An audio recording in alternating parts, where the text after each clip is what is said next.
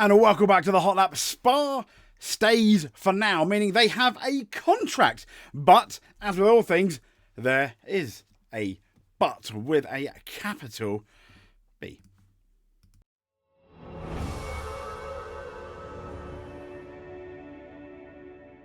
So, inspired by motorsport.com, a couple of articles here, and they say what Spa's new deal tells us about F1's calendar plans. So as widely expected, Spa is going to enter what is a rotation, a rotation system from 2028 onwards. What? I mean, yes, I'd like a rotation system from some of the other races, Miami, Abu Dhabi. Just saying.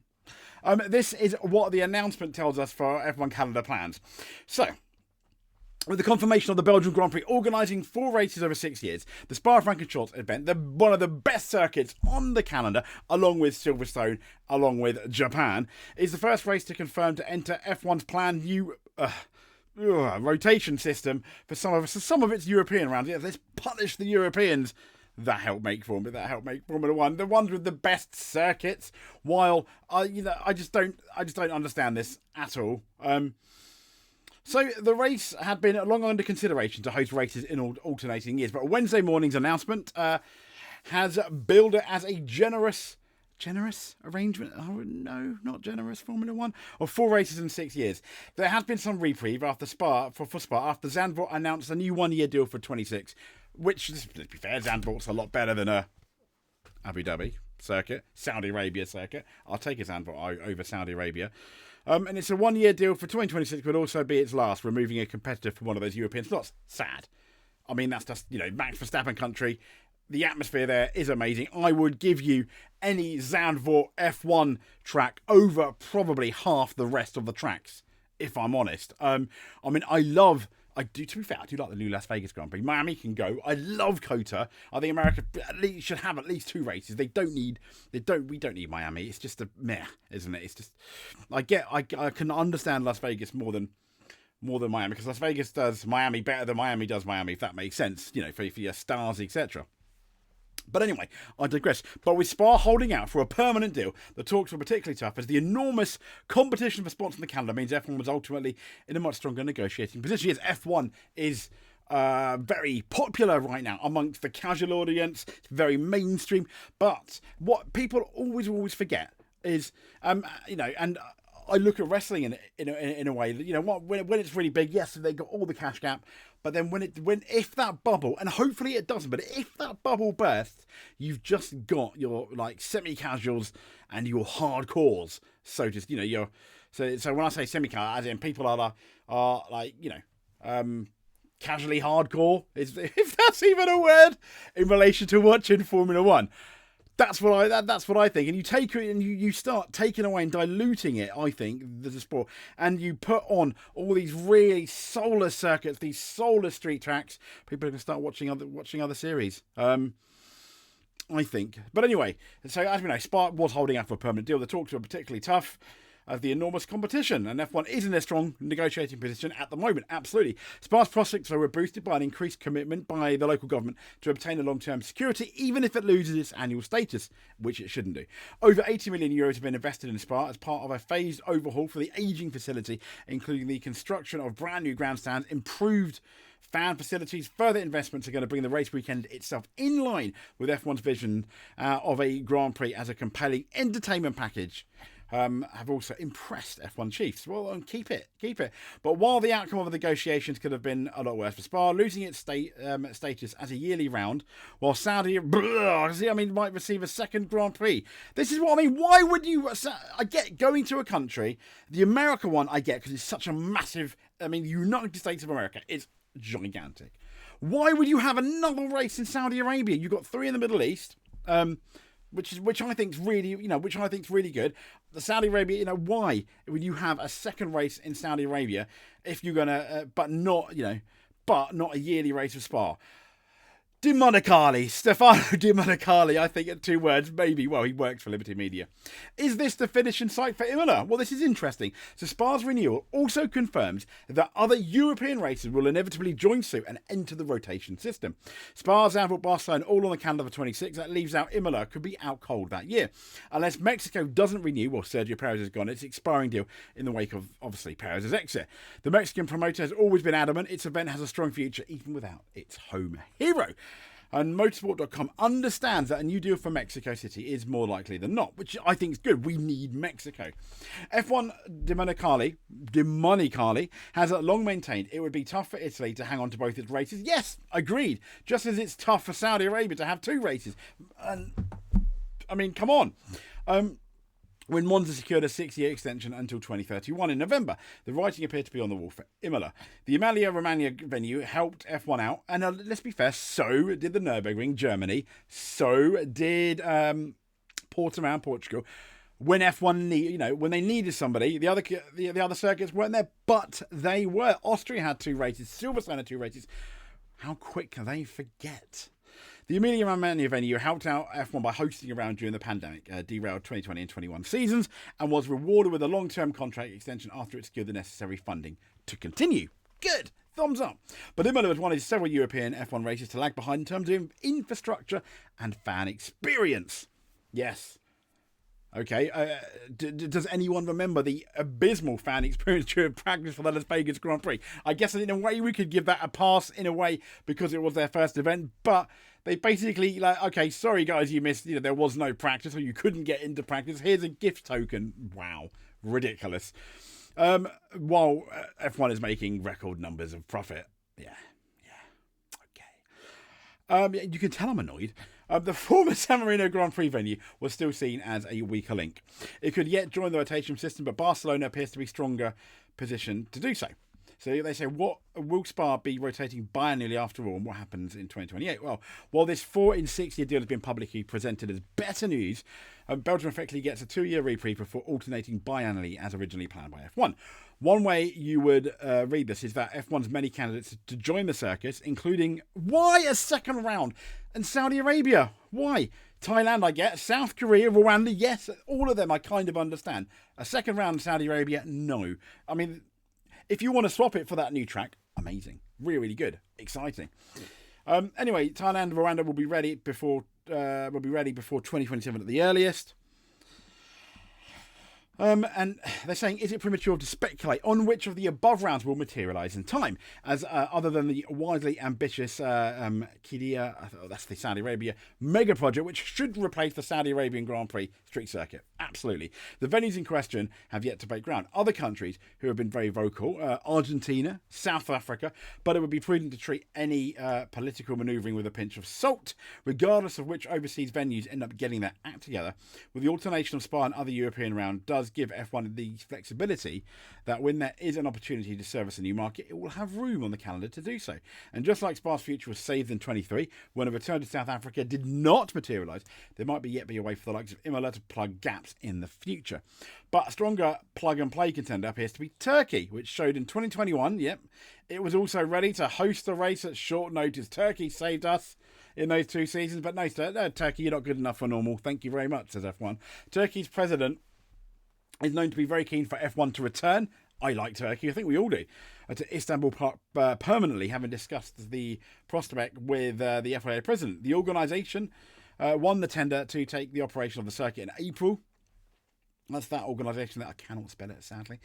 With a specific promise to bring back F1 to the outskirts of the ancient metropole. It's also worth noting out that the deal of the neighbouring Azerbaijan runs out in 2026, but Baku is determined to extend its stay.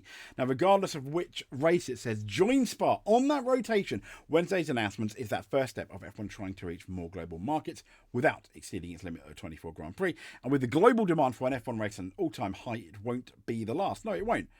And they put, is F1 calendar rotation, they're saying, a cash grab or a sensible move? Writers have their say. So as we know, it is heading to Spa.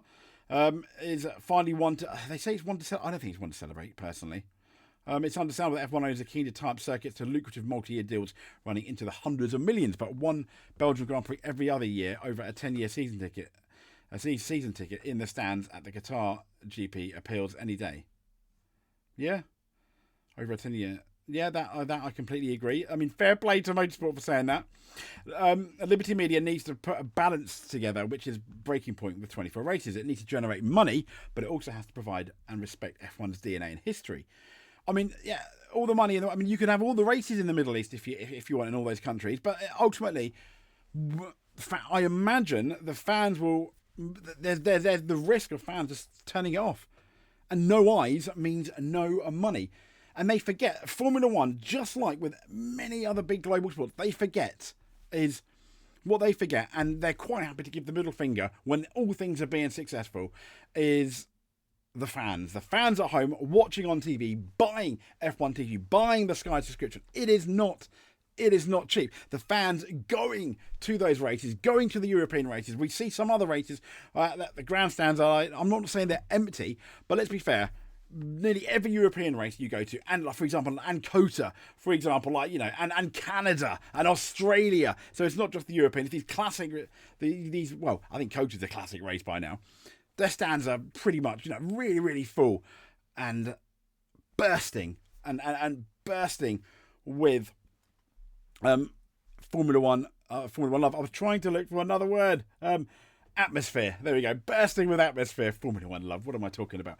But yes, it needs to generate money, but it also has to provide entertainment and respects F1's DNA. Those escalating fees will increase the likelihood for circuits such as Imola that sees the contract with F1 expire to remain part of the championship. It could even pave the way for the rotational return of the French and German Grand Prix, or even Malaysia and South Korean races. The variation is positive, providing the calendar is constructed in the right way. Completely agree. With a mixture of new and traditional circuits, then this is a good cost-effective way. Yeah, completely agree. That makes perfect sense. The steward on the Qatar Airlines flight from Doha to Heathrow said, "Where I come from, I said Qatar. She powerfully WTF'd, even for the national airline. Doha is regarded as a hub. Nobody actually gets off there and stays off. Except perhaps for those of us travelling to the Qatar Grand Prix a couple of years ago to football's FIFA World Cup. The stadiums expensively erected for the latter purpose now lie unused," which is absolutely terrible, considering the controversy in how they were, the controversy in how some of them were supposedly made. Now, to pass through all this curious alt Disneyland where money is seemingly no object to be reminded where the majority of the world's capital now resides. Calendar rotation is the first stage of nations clinging onto the belief that their Tier 1 status being pushed out in favour of these deeper pockets. Yes, they are. Does F1 really need 2 Grand Prix in Saudi Arabia? No, which are surely coming next, consigning another deluded Tier 2 nation into regular GP stays over Saudi Arabia. I don't have a problem with the actual track. It's just I don't think we need. You cannot justify to be called a F1 World Grand Prix. It's hard to justify more than one race in some of the countries. There are exceptions, as I said, with America. I think we should have 2. I think we should have COTA and Las Vegas. We don't need Miami. Whatever your opinion, the decision is driven purely by the balance sheet after 2 decades in which one of them set with venture capitalists leverage the F1 business to the hilt before selling up to a new buyer, which also has debts to service. Races have no central government backing and are now struggling to afford the asking price. The hunger for cash explains why a commercial rights holder, which noisily proclaims its commitment to being net zero by 2030, would prefer you flew to, say, Qatar. That's a good point. Rather than drive a train coach to Spa. It is an epic feat of doublethink. Oh, I mean, this journalist is amazing. I completely agree. I mean, yeah, it is. Well, there we go. You might echo the sentiments of Field of Dreams and say if you build it, they will come. But don't forget it took nearly 20 years for the Chinese Grand Prix to become an overnight sellout. Yeah, that is very true. 20 years. If everyone could have its way, then there'll be 30 races on the calendar, if not more. How very dare the personnel behind the championship be subject to phenomena such as fatigue, injury and illness, if only we could employ robots. There seems to be a tactic agreement that 24 races, I think, yeah, it is the absolute maximum before it starts to push people towards breaking point. One might argue that when you look at the staff retention and the need for rotation throughout the paddock, that this is already beyond the point. What was wrong with 16 races? Nothing. 16 races, one every 2 weeks. Great, I loved it. The lucrative hosting fees, the jingle merry of the championship, bulging purse. And F1 still wants to, it says, to reach more countries around the world. Getting a Grand Prix in Africa is the number one priority. And there will still, completely that one I think we need. There will still be more wealthy regimes yet untapped across planet Earth that could inject capital into the coffers. But it says, but F1 cannot afford to lose its European heartland, nor can it lose its cast of classic venues. Rotational races are the best compromise to keep value circuits in F1 at a reduced rate. Yes, but it's not, I still don't think it's right. Or maybe I'm just too old school. And to maintain a somewhat manageable calendar side. Spa is for some reason universally loved. Well, for some reason, we all know why. And would be missed by a large part of the fan base if it was to retreat from the schedule altogether. Having it in rotation not only gives it a chance to stay on the calendar, but it also allows another at-risk Grand Prix to remain part of the circuit, providing you don't have 2 races in Saudi Arabia. This isn't NASCAR. We don't need 36 races. In an ideal world, I think 20 is the maximum we should have. But as you'll notice, this isn't an ideal world. And he said the decision to move toward alternating Spa and another race has sparked frustration among fans, and they've every right to be upset. Spa is one of the true crown jewels of Grand Prix racing, rightly named in the same breath as Silverstone, Monza, Monaco and Suzuka. Yeah, I mean, okay, Monaco doesn't give you a great race, but still, it's a spectacle for some. Now, it feels wrong that one of those races will now drop off the calendar, even if intermittently. Yes, it does feel wrong. It is wrong. And while the Belgian Grand Prix can't host the same commercial package, it is one of the utmost important that F1 keeps the balance between old and new. F1 will argue that it's safeguarding that balance. No, it's not. You're just thinking of the money. But that it contract renewals of Suzuka, Monza and now Spa are a sign of it not losing sight of the historic pillars, while inclined to agree for now, but depending on which venues will join 2027 or beyond, the series is embarking on a course that starts stretching that concept. Yes, it does. If you take the glass half full approach, we do get 4 more races at Spa, and its organisers have been rewarded for their persistence. Liberty Media. The local government deserves credit for its financial backing. It does. And F1 fans who are aggrieved by the obvious downside may want to take a breath, for this is just the start of what F1 intends to do. But if you lose your fan base, once again, you forget. I think Formula One is very good at forgetting that they have all this money because of you and me watching, you and me buying their products, getting the track. The hardcores, not even the ones that can, you can't sometimes, even at Silverstone, it is very expensive to sit in the grandstand. So the hardcores are going out, they get in there at 6 o'clock with their, well, not deck chairs, but with their camping chairs, putting it in, buying the cups of tea, coffee, put it, in the morning, sitting there from 6. And with much respect, these are the fans that love F1. And if F1, not yet obviously, but if they're starting to go down a road which potentially fans will not follow, and then what? And then what do you have? You have a bunch of circuits potentially that have paid loads of money to F1, but no one watching, and people watching elsewhere. There is much more competition now for people's eyes. What if, for example, IndyCar, does a few things right and it goes absolutely massive? Liberty are buying potentially buying MotoGP. What if that goes absolutely massive compared to to F1 when you look at some of the circuits they go to, which is equally eclectic like F1? What if? And once again, it's seemingly sometimes the hardcore F1 fans, the ones that have been there all the time, and even the new ones that have now become hardcore fans, they love F1 as it is, as well. And with Liberty Media potentially, not yet, as I said, going down this route, I'm not saying it's disaster for Formula One, but yeah, I think I don't like rotating other circuits. I get, but rotating Spa, one of the pillars, no, I don't think so. But then again, it's all about the money, isn't it? Sadly, if you made it to the end of my absolute rambling rant, full respect to you. Thank you very much. If you do want to help out though, and you're not subscribed, hit that subscribe button. If you want to, hit that notification button as well. It means you don't miss a video. But just clicking on the thumbnail and listening to me, listening and watching it, even for 3 or 4 minutes, is more than enough for us. So thank you so much. And if you did make it to the end, thank you. Stay safe, and we'll speak to you soon.